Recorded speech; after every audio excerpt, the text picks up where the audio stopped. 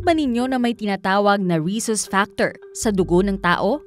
Ang rhesus factor o Rh factor ay nagsasabi kung ikaw ay mayroong rhesus protein na matatagpuan sa red blood cells.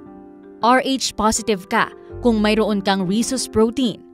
Rh negative ka naman kung walang rhesus protein.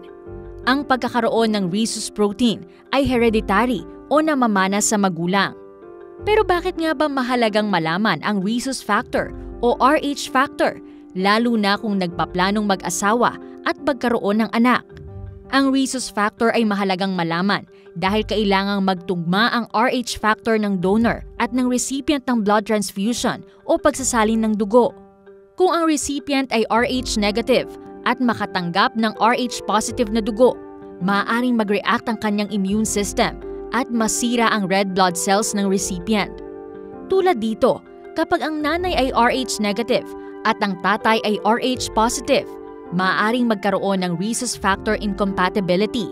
Posibleng hindi magtugma ang Rh factor ng baby at ng nanay, kaya ang katawan ng nanay ay maaaring magkaroon ng reaction sa dugo ng baby at ituring itong foreign body na kailangang labanan.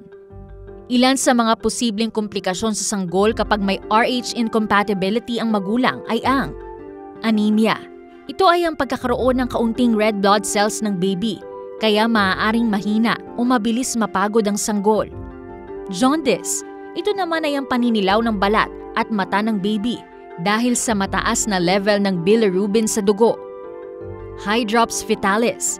Nagkakaroon ito kapag napupuno ng fluid ang katawan ng baby na maaaring magdulot ng pamamaga sa organs. Heart failure. Maaaring magdulot ng problema sa tibok ng puso ng baby dahil sa stress na dulot ng Rh incompatibility. Stillbirth o maaaring hindi na mabuhay ang sanggol bago ipanganak. Para maiwasan ang komplikasyong ito, napakahalaga na bago magpakasal ay magpa-test muna para malaman ang blood type at Rh factor. Kung mag-aasawa na at may incompatibility, maaaring magbigay ang doktor ng espesyal na gamot na tinatawag na Rh immunoglobulin o RHIG para maprotektahan ang baby. Kung may iba pang gustong malaman tungkol dito, makatutulong kung magtatanong sa pinakamalapit na doktor sa inyong lugar.